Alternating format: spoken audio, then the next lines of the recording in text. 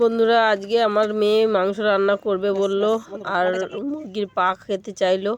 তাই জন্য আমি মাংসটা ধুয়ে পরিষ্কার করে নুন হলুদ মাখিয়ে রাখলাম।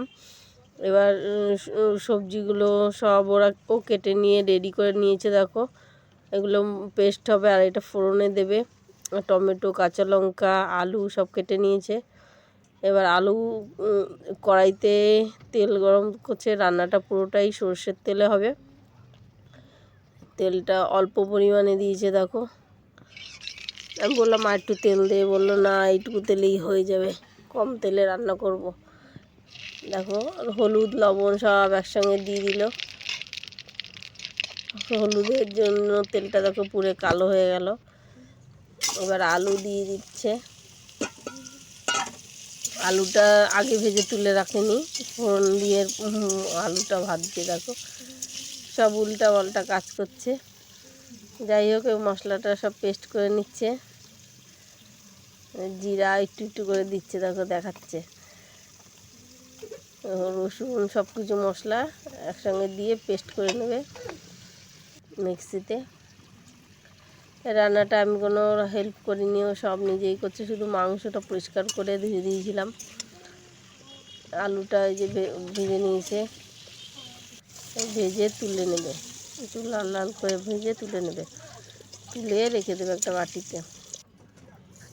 এবার তুলে নেওয়ার পরে ওই তেলেই, আর কিন্তু তেল দেয়নি, ওই তেলেই জিরা পেঁয়াজ কুচি দিয়ে ভাজছে কোনো রকম। এবার ভাজা হচ্ছে।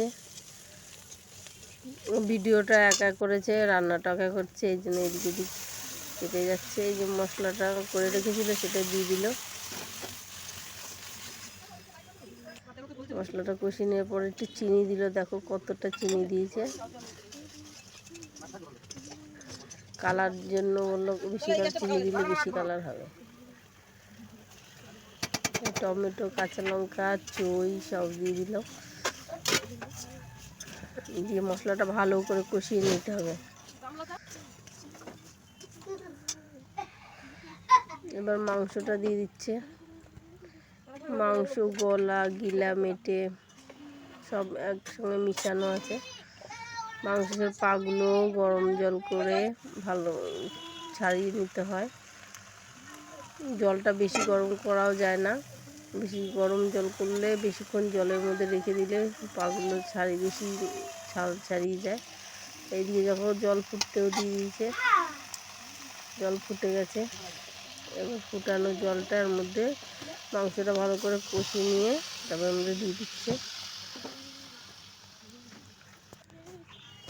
মাংসটা কষা কষা করতে হবে, বেশি ঝোল রাখা যাবে না, কেননা মুরগির পায়ের রান্নায় বেশি ঝোল ভালো লাগে না, কষা কষাটাই বেশি টেস্ট হয়। সেই জন্য কষা কষাই করছে।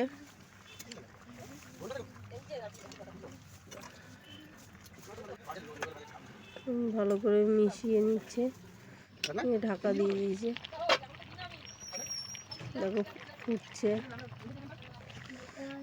এর কম স্টিমে ঢাকা দিয়ে দিয়ে করছে। দেখো আলুটা সেদ্ধ হয়ে গেছে।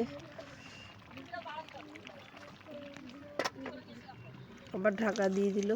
এবার গরম মশলা দিয়ে নামিয়ে নেবে। গরম মশলা দিয়ে ভালো করে মিশিয়ে ঢাকা দিয়ে রাখলে হয়ে যাবে। দেখতে পাচ্ছ আমার মেয়ে নাড়াচ্ছে।